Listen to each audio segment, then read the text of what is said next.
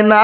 বিশ্ব নবী কোনদিন কাউকে গালি দেয় না, কারণ দেয় না শুনেলেন আজকে কাফের বেঈমান মুশরিকের দলেরা নবীকে গালি দেয়। আজকে বলে নবী নাকি চরিত্রহীন ছিল, নবীকে তারা গালি দিয়ে বলে 11টা বিবাহ করেছে লুচ্চা। ও বেঈমান কাফের সুর, আমার নবী 11টা বিবাহ করেছিল বটে, কিন্তু নবীর ইশারায় হয় না, আমার আল্লাহর ইশারাতে হয়েছে। ঠিক নাই? বিশ্ব নবীর 11টা বিবির ভিতরে সর্বপ্রথম বিবি ছিলেন মা খাদিজাতুল কুবরা রাদিয়াল্লাহু তাআলা আনহা।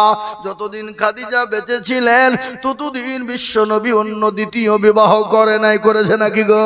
আল্লাহর নবীর কুমারী বিবি ছিল একটা। কয়টা? জোরে বলুন কয়টা? একটা। কি নাম? কি না? হযরত মা আয়েশা। আল্লাহ নবীর কাছে বিবি মা আয়েশার জন্য বিবাহর প্রস্তাব নিয়ে এসেছিলেন কে? কে? জোরে বলুন কে? বলুন দিন, আপনারা কে বলতে পারেন দেখি?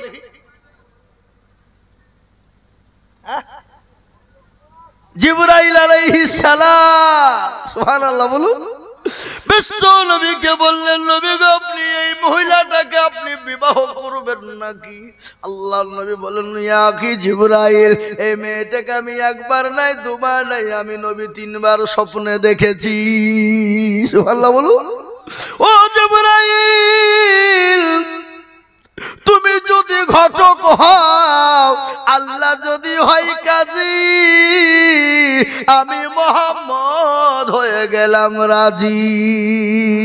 সুবহানাল্লাহ বলুন। আল্লাহ নবী সাল্লাল্লাহু আলাইহি ওয়াসাল্লাম মা আয়েশাকে বিবাহ করলেন। কুমারী ছিলেন একটাই, কিন্তু আরো বিবি যতগুলো ছিল সমস্ত বিবিরাই ছিল বিধবা। আল্লাহ নবী বলুন তো কত বছর বয়সে বিবাহ করেছিল? কত বছর? জোরে বলুন, কত বছর? জানেন না?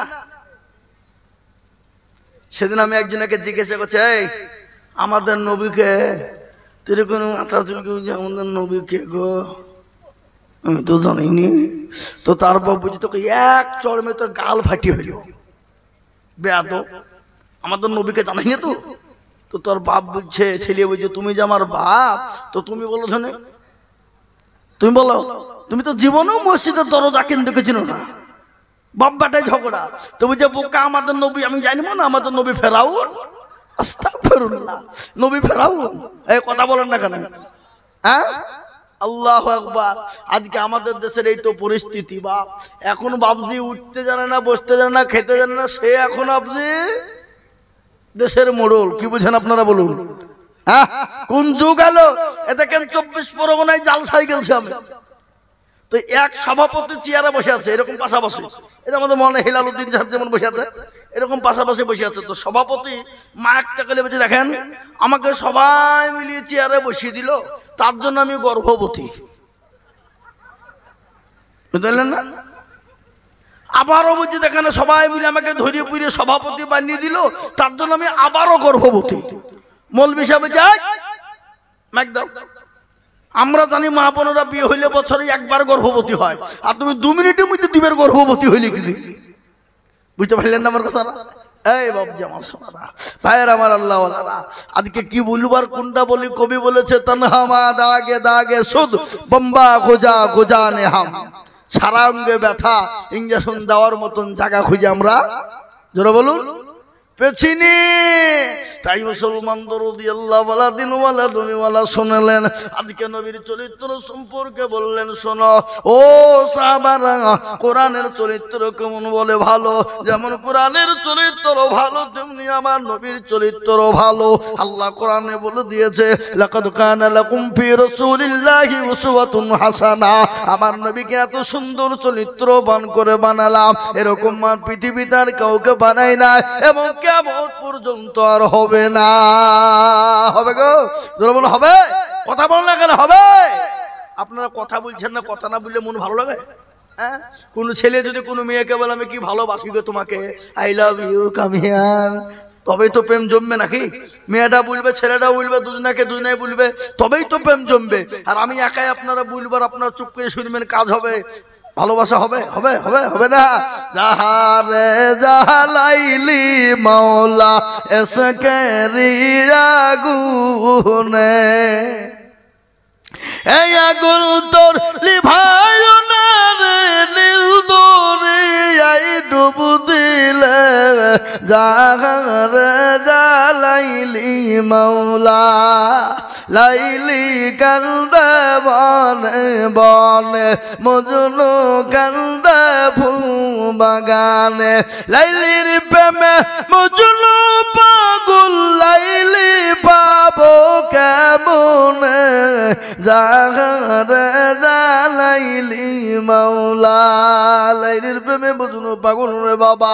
আজ আমি আপনাদেরকে বলবো বাপ ও মুসলমান, যারা আল্লাহর নবীকে গালি দেয় জানতে হবে তার জন্মের মধ্যে কোনো দোষ আছে না না? যারা বলুন আজকে অনেকজন নবীকে গালি দেয়। শুনেলেন ওয়ালিদ বিন মুগিরা বলে একজন কাফের ছিল, ইহুদি ছিল বাপ, আল্লাহর নবীকে গালি দিয়েছিল রে বাবা। বিশ্ব নবীকে গালি দেওয়ার কারণে আল্লাহু আকবার সাহাবারা বললেন ইয়া রাসূলুল্লাহ আপনি একবার হুকুম দিয়ে দিন আমরা কি করি ওয়ালিদ বিন মুগিরার গর্দনটাকে উড়িয়ে দিই। নবীজি বললেন না, তাকে তোমরা গর্দন উড়িয়ে দিও না, খোঁজ নিয়ে দেখো তার জন্মের কোনো দোষ আছে। বক্তা নাকি বক্তা লেখা আল্লাহ ঠিক আছে, হ্যাঁ সুবহানাল্লাহ। আমি বক্তব্য তাহলে আর বেশি বলবো না, বক্তা চলে গেছে, আজরাইল চলে গেছে, মালিকুল মউত হাজির। হ্যাঁ মালিকুল মউত যদি চলে আসার কোনো কাজ আছে? আর কোনো কাজ নাই, থেকে গেল। আল্লাহ সুযোগ দিলে হবে, ইনশাল্লাহ হবে না? হবে না? আপনি মনে আমাদের মেহমান, আগত মেহমান আমাদের ওপার বাংলা থেকে এসেছেন, তিনার মূল্যবান বায়ান বক্তব্য শুনবেন আপনারা ধীরস্থির ভাবে মনোযোগ সহকারে। আর আমরা তো আপনারা দেশের লোক, কি বলে গো, এই তো হ্যালো করলেই চলে যাবো নাকি? কি বুঝেন আপনারা বলুন? হ্যাঁ ঘরকা মুরগি ডাল বরাবর নাকি বলে? হ্যাঁ আল্লাহু আকবার।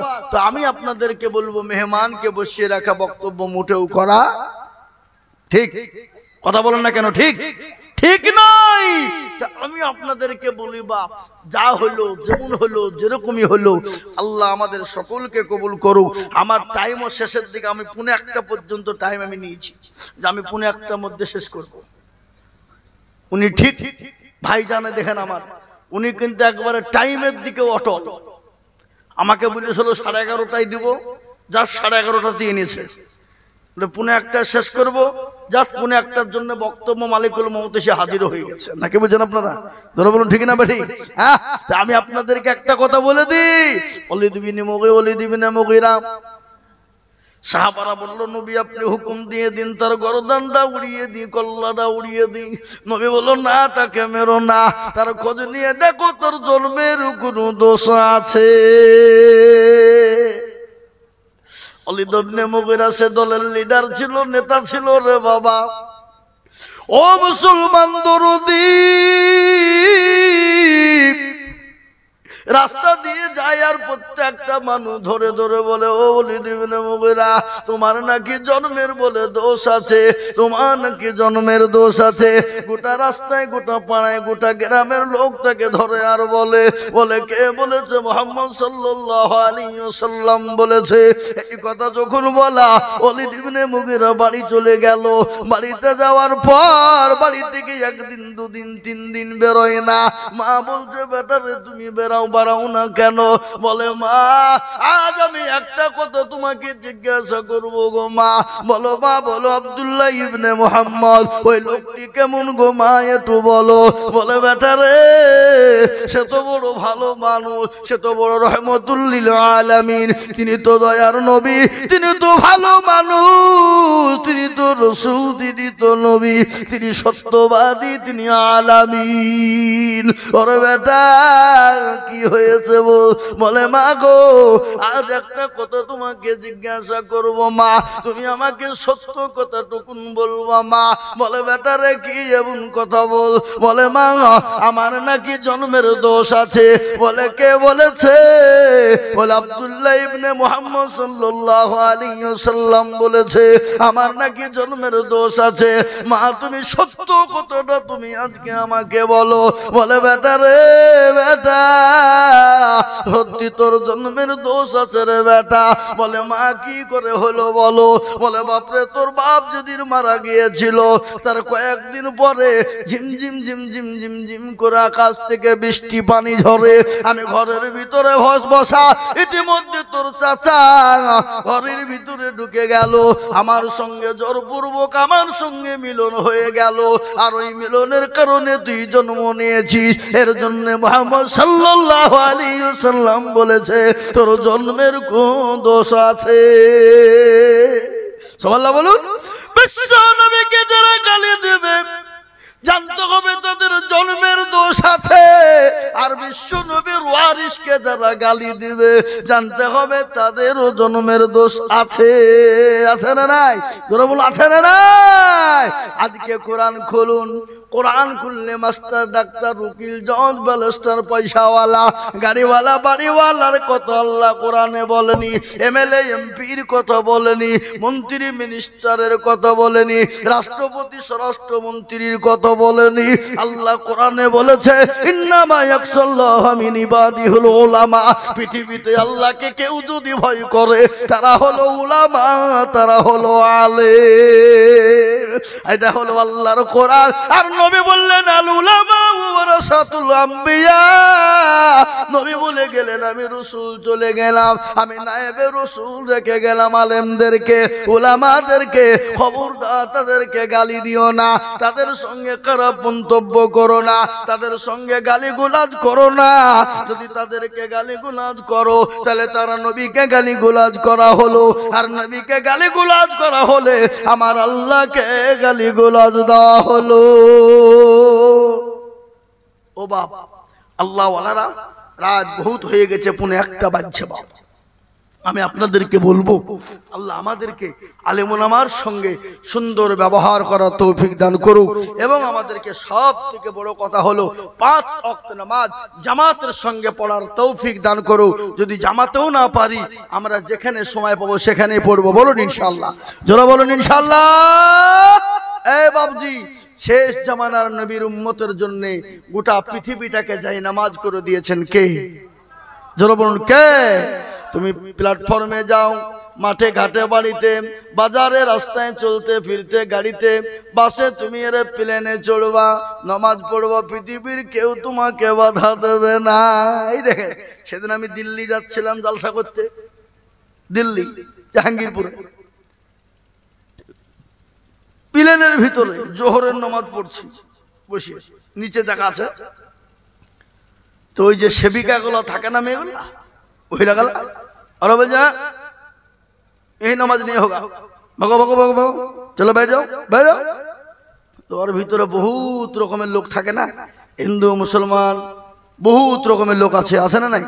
তো হিন্দু ভাইরা বলছে এই ও নামাজ পড়লে ওর আল্লাহকে ডাকবে, ওর ভগবানকে ডাকবে, ওর গড করবো ভোগে ডাকবে, তো তোর কি?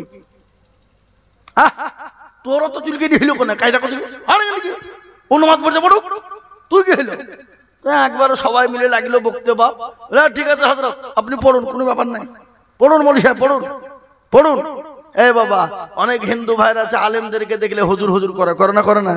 কথা বলে না কেন? করে না? করে না? অনেক হিন্দু ভাইরা আছে মুসলমান আলেমদেরকে দেখলে খুব খুশি হয়, বারবার কাছে ঘিচে এসে বসে, জিজ্ঞাসা করে অনেক কিছু, বলে হুজুর এই করলে কেমন হয়, হুজুর এটা করে দিলে কেমন হয়, হুজুর একটু দোয়া করে দেন। আমাদের ওই বর্ডার এলাকাতে বুঝলেন, ওই বাংলাদেশ বর্ডার এলাকা, আমার বাড়ি তো বর্ডার এলাকায়, আমার মাদ্রাসা থেকে 2-3 কিলোমিটার গেলে বাংলাদেশ, ওপারে 2-3 কিলোমিটার রাজশাহী। তো আমরা ওখানে রাস্তা দিয়ে গেলে অনেক বিয়ে সাহেবরা আমাদেরকে বলে ও মেয়ে সাহেব इधर आइए, ताबीज फबीज देना चाहिए आपका, ताबीज है, ताबीज मादुली है? नहीं नहीं नहीं, मैं नहीं करूंगा, ताबीज चाहे, मादुली चाहे, मेला रकमेर दोয়া তরি চাই। সারা মুসলমান লাই কিন্তু, এই বাবা বুঝতে পারলেন না? মুসলমান লাই অনেক মুসলমান আপনারা দেখবেন শহর বাজার মসজিদগুলো নেই, অনেক হিন্দু মায়েরা ছেলেদেরকে কোলে নিয়ে দাঁড়িয়ে আছে, কিসের লেগে? পানি পড়ার লেগে, ফু দেওয়ার লেগে, আছে না নাই? আমার মসজিদে মাগরিবের নামাজ পড়ে অনেক দিন দেখেছি, জুম্মাতে অনেক দিন দেখেছি, অনেক হিন্দু মা বোনেরা বাচ্চা নিয়ে দাঁড়িয়েছে, হুজুর একটু দোয়া পড়ে দেন, হুজুর একটু কার পড়ে দেন, ওদের এই খাতা কলম লিখেছে, একটা তাবিজ লিখে দেন। বলে না ধরে বলুন। আছে। ও মহতরাম বুজুর্গ দোস্ত আজিজ আমার ভাই, তেন আপনি নামাজ পড়বেন, পৃথিবীর কোনো মানুষ আপনাকে বাধা দেবে না, আপনাকে আরো আগ্রহ করে জায়গা করে দিবে। মসজিদে না হলে আপনাকে সুন্দর একটা বিছানা এনে দিবে, পানি আগিয়ে দেবেন। নামাজকে পৃথিবীর প্রত্যেকটা মানুষ শ্রদ্ধা করে, করে না ধরে বলুন, করে না।